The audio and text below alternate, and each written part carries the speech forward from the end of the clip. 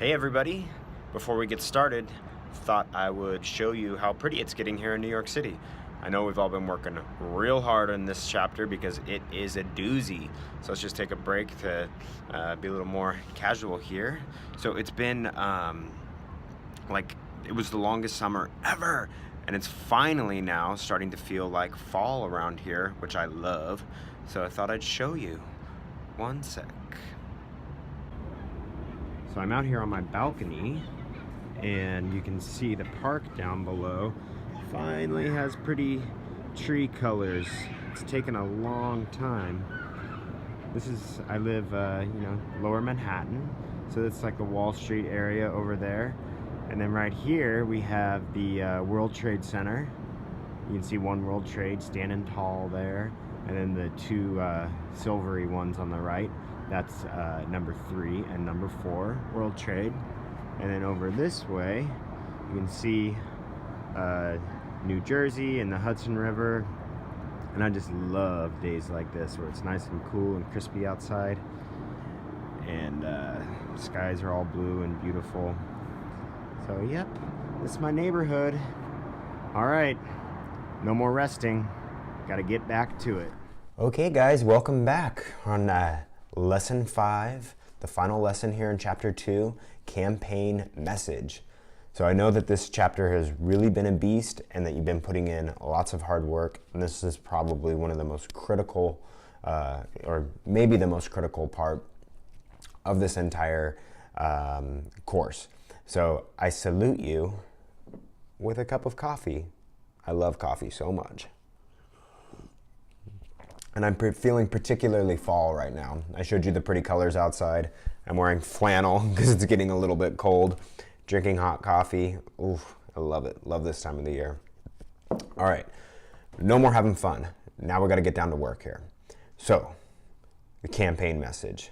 The whole point of this lesson is going to get your campaign into a place that can be summarized in like very concise, powerful wording.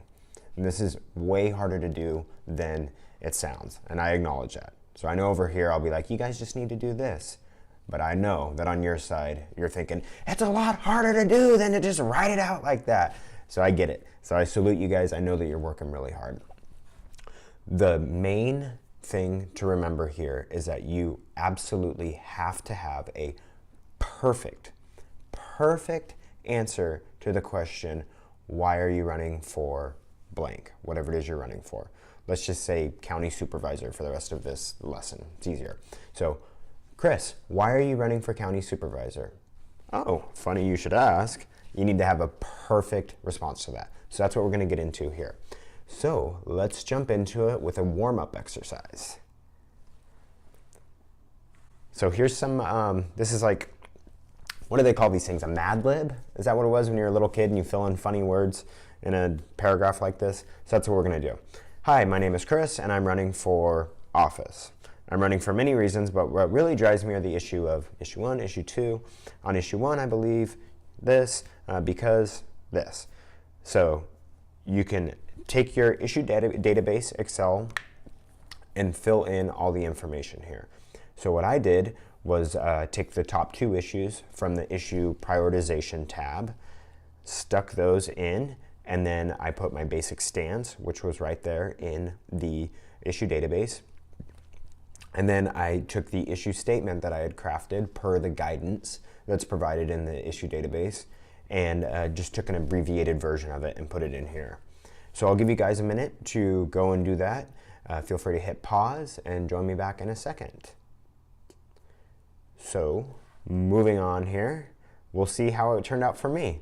And as you guys know, I've kind of been putting just like not garbage, but just made up issues and made up stances here because I don't want to distract everybody with my own personal beliefs on different issues. So this is all just, fun information, fun issues. So here's how it turned out for me. I'm gonna stretch here, put on my politician hat. Okay, so I'm gonna read this out like I'm talking to somebody that's asking about my campaign, and I want you to do the same thing. So listen to me do it, and then hit pause and go ahead and give it a shot yourself. So, hi, my name is Chris, and I'm running for county supervisor. I'm running for many reasons, but what really drives me are the issues of increasing gasoline taxes and homeowners' fence construction. So on increasing gas taxes, I'm opposed because we should only raise taxes on citizens as a last resort. And I've already been working with local leaders to bolster existing county programs that have plenty of resources to clean up habitats. And on homeowners' fence construction, I actually support new regulations because it's really the government's responsibility for maintaining communities' look and feel, especially if a few bad actors are creating eyesores for the rest of the community. Then government should absolutely step in and have some very basic regulations.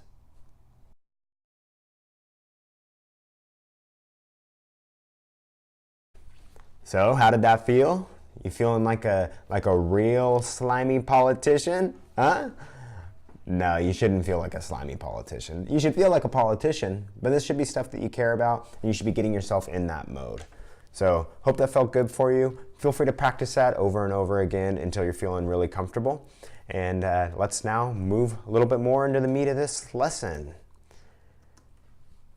So, as I mentioned earlier, you have to have an absolutely stellar response to the question, why are you running for office?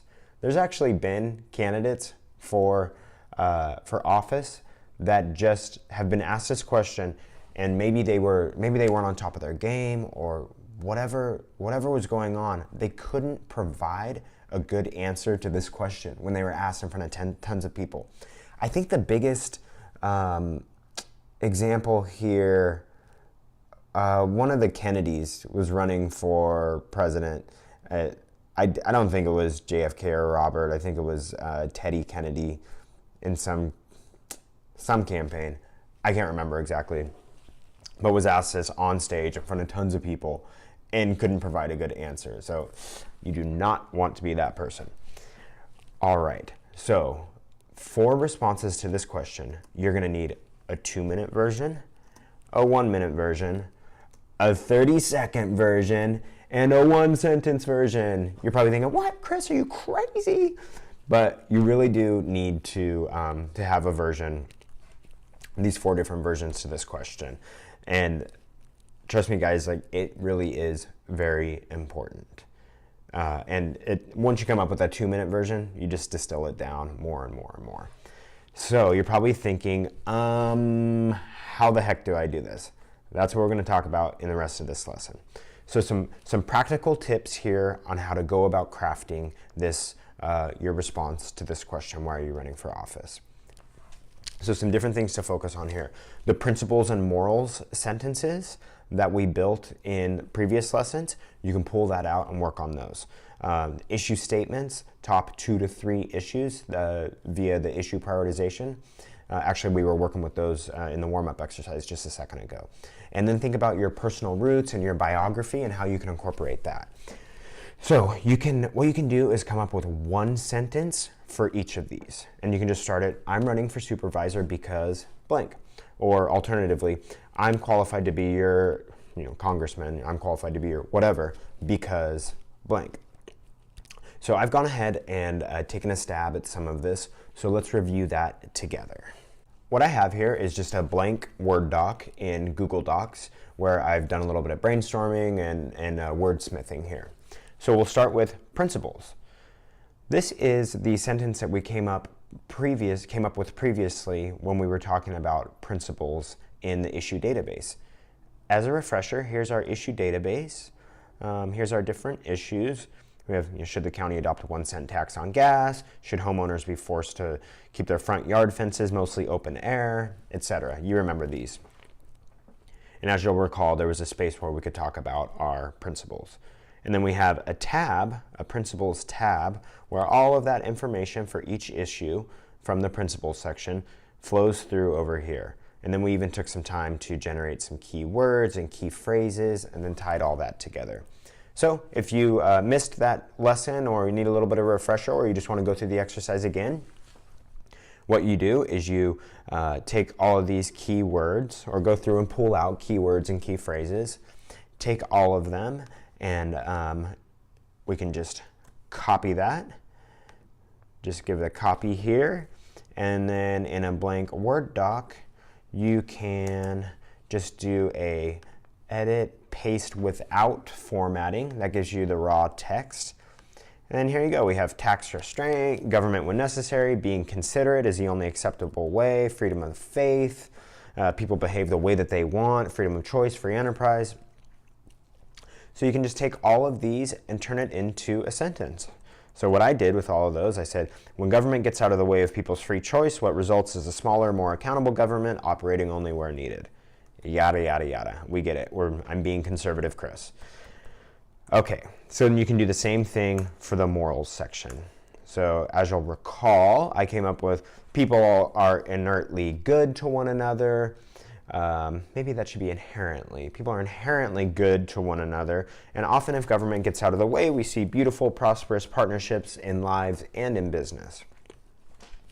So we can use those to inform our issue statement or our 2-minute pitch about why we're running for office. The other thing that I mentioned on the previous slide, the top 3 issues. So based on issue prioritization, here are the top 3 issues that we have. The one about a 1-cent gas, homeowners being forced to keep their front yard fences a certain way, and then businesses on Main Street required to open Monday through Friday, 10 a.m. to 2 p.m. What I did is I took the issue statement that I crafted for each one of those and put it as 1 sentence right here. I'm opposed because, I support new regulations because legally, as long as they're endangering lives, blah, blah, blah. So I have all of that here. So that can also be used to put together that 2-minute pitch. And then the third thing that I mentioned, personal roots and biography. So what I did is I just kind of spitballed here something about my past and how that works to answer this question, why am I running for office? So I'll read it off to you guys. I don't know if you find it useful to hear an example, but this is literally me just writing as if I was running for county supervisor in Sutter County in Northern California. I don't think I'm going to be running for Sutter County supervisor anytime soon, but maybe some of you are. Hopefully some of my friends back home in Yuba City check out this course. If you're out there and you are, shoot me a Snapchat and say what's up right after this lesson because I want to hear from you. Okay. So here's what I wrote. I was born in Yuba City and spent my life in or near Sutter County until I was 25 years old. I felt the pain of being different, of being gay. But throughout that journey, I never stopped seeing the kindness and understanding in the hearts of the people of Sutter County. They may not have known what to think about me, but they never gave up on understanding me further and keep moving on through that journey of acceptance. I went on and I worked in the California legislature and learned the ins and outs of tough policy-making decisions and the structural flaws that are ailing our state. I moved away to New York City to see more of the world, and during that time I got a master's degree in public administration from one of the world's top universities. I helped manage risk and develop strategies for one of the world's largest, most admired companies. And I'm so happy to be back here in my home in Sutter County, close to all of my family, ready to take all that I've learned throughout my life's journey in politics and public policy and in international business strategy, and using all of that to help the wonderful people of Sutter County any way that I possibly can. Yeah, you like that? Does it sound good? Maybe I should run for Sutter County supervisor. Sounds pretty fun. I don't know what my parents would think of that. They'd be very excited that I'm back home in Yuba City or Sutter County area. They would probably pressure me to adopt some policy points of view that they want, maybe try and convince me to run independent or Republican. But at the end of the day, they would be really happy and proud of me, I think. So anyway, not running for Sutter County supervisor, FYI, it's not happening. But hopefully you are. Maybe one of you guys are. So what you're going to do next is take all of these different pieces and put it together in one paragraph. And that will likely become the basis for your 2-minute pitch. Obviously, it's going to be there's going to be the need to put in some transitions and massage it quite a bit. But take all of that and turn it into one big paragraph and then massage it and then read it and time it and get it to about 2 minutes. I'm not going to do it here with this stuff, guys, because it starts to get a little bit disparate. It starts to get a little bit weird because, as I said, this is stuff that I'm just making up these issues. Although the personal roots and biography stuff, that stuff's all true. I didn't make that up about myself. So put that into the 2-minute version and work with it. And then what you're going to do is cull it down into a 1-minute version, a 30-second version, and then a 1-sentence version. I know that's super hard, guys. I know it's super hard, but you just have to wordsmith it. And you just have to keep prioritizing, and also just taking it up a notch. If you're talking about something specific and it's using 10 to 12 words, then you're gonna think of one word that covers all of that. It might just be a concept, it might just be a principle. But you're gonna keep bringing it up and keep bringing it up. If you have any questions about how to tactically do that, or if you want to leverage some of your other classmates, maybe some of you guys can help one another. If you're like having trouble wordsmithing, or you got something written and it just doesn't quite vibe the right way for some reason, maybe some of your classmates can help you out. So feel free to use the comment section of this lesson to bounce ideas off one another, and if I'm able to, I'll comment in as much as I can. So feel free to leave comments over there. And also, if you're feeling really brave, I would love if you guys sent me some of your pitches. Like, I would love that so much. So shoot me a Snapchat. That's the best way to do it. You can also get more comfortable on video. I talk about it a lot, I know, because it's really critical. So shoot me your 1-minute pitch. 2 minutes might be a bit much for Snapchat. So shoot me that 1-minute pitch via Snapchat. I would love to see it. All right, let's move on here. Just want to reiterate something with you guys. So stop everything you're doing. If your kid's crying, tell them to shut up right now. If somebody's making noise in the kitchen, tell them to shut up. Tune everybody out. I need you to stop what you're doing. You absolutely 100% cannot skip over this part of the course. You have to have 2-minute, 1-minute, 30-second, 1-sentence version answering the question, why are you running for office? You have to. It's like filling out the freaking paperwork down at the county registrar's office, which we're going to talk about in a minute. You have to have this.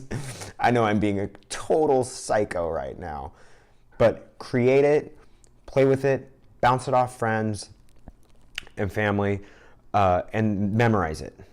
2-minute, 1-minute, 30-second, 1-sentence. Memorize them all. Okay? Off my soapbox. Thank you. I know I'm being a crazy person. You have to do it. Thank you. So now something a little more fun. Also a very challenging activity. Nobody said running for office was easy. I never said that. If anybody else has said that, they don't know what the hell they're talking about. So I know this stuff is tough, but I really admire you guys for doing this and sticking it out. So it's another tough activity, thinking about a campaign slogan. Here's some historical ones for a little bit of context.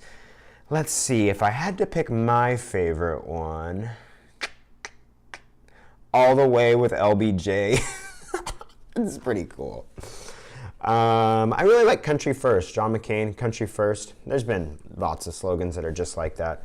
I really like it. You guys are probably so sick of me like talking about how much I admire Hillary Clinton, and I got pictures of her in the course and everything. But I really thought Stronger Together was a brilliant campaign slogan and so timely for where we are as a society. So much of that campaign was about America's presence in the world and whether we were extending relationships with other countries and whether or not we were in support of free trade and cooperation, and whether we were embracing every single person in our community, and or we were drawing lines between different segments of our community and drawing larger lines between the United States and other countries. And the two candidates in the general election 2016 couldn't have been any more different on all of that. And just from a purely economics perspective, and I talk about finance and econ a lot as it relates to public policy and politics, it is 100% not arguable about how partnerships create greater economic value. And if you look at just like social science studies about people living longer and happier lives, the more connections that people have in their community to other individuals, the happier they are and the longer they live. So and I really felt like this slogan, Stronger Together, embraced all of that all at once. And anyway, I thought it was brilliant, and you guys should put a lot of thought into yours as well. So we're going to talk about how to do that. So, creating from your issue platform. That is how we're going to talk about it.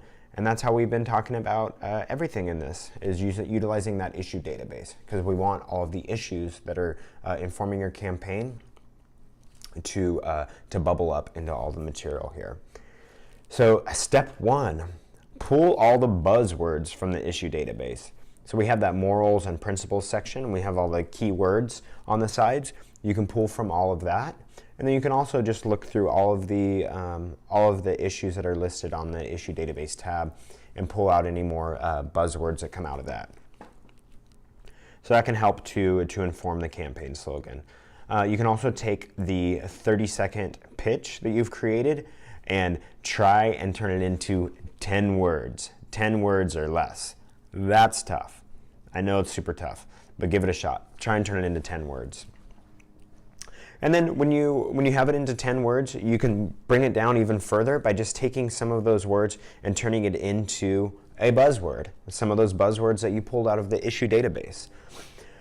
And then finally, once you have it brought down into something very small, like a slogan, then finesse it more and socialize it with friends and family.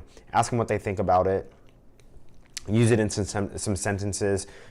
Maybe draw it out and see what it would look like along with your name and your website in big, bold font. Try visualizing it. That can also really, really bring it home and help you form it. But getting people's thoughts on it is also really, really, really helpful. So some other ideas about how you could craft a campaign slogan. So the first was, pulling it from issues like we've been doing throughout the rest of this lesson. Other ways of doing it are to think about it like issue-based. So if there's one huge issue that is in your community right now, maybe you just make it purely about that issue. So your campaigns, if earlier I used an example like, or no, that's not a good one. So use let's say that the water quality has been really poor in a majority of the town, but all of the rich people live in the part of town where the water quality is great. But you know that you're going to pull tons of votes from that other from the poorer part of town that doesn't have great water quality. So then maybe your campaign slogan is drinkable water for all. Cool. And if you really hammer home on that issue, then that's going to deliver you the results that you want.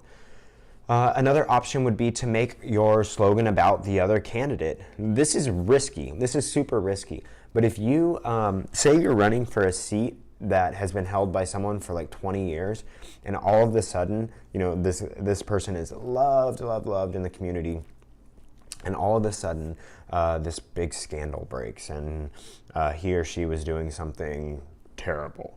Then, but they're audacious enough to run for re-election, and you're the one facing off with them in the general election.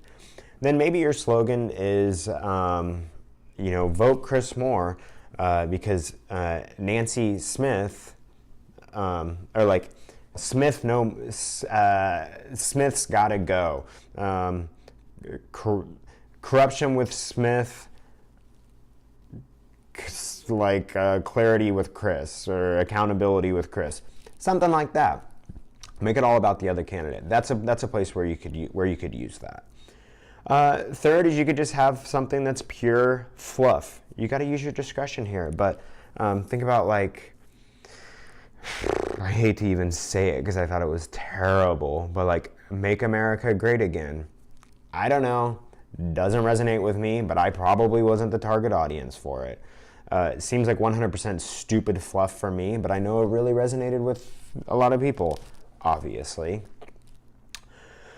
I mean, Stronger Together resonated with 3 million more people in the United States, but I mean, whatever. We don't need to talk about that. We don't need to talk about that. So maybe something pure fluff would work with the folks that you're trying to go after.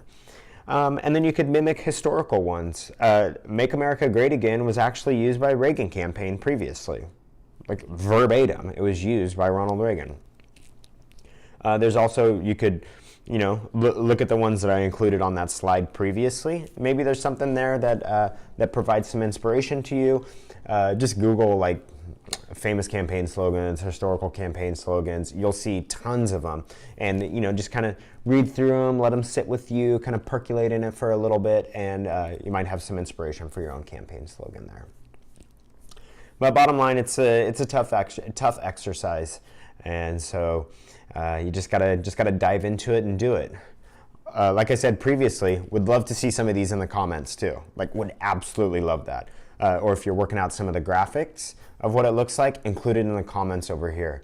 I'm not sure if you can paste images over there. I'll have to take a look at the comment section. If not, put a link to it, throw it up on your Facebook and send a link to it, or in the group, or send me a Snapchat with it. So looking forward to seeing some of this stuff, guys. If you want to ask questions over in the comments, go ahead. Be happy to try and address those. But that does it for lesson 5 of chapter 2, and that concludes this monster chapter. This is super fundamental work that we have to do for the entire campaign. So really proud of you guys for getting through all of this, and we'll see you in the next chapter. Thank you.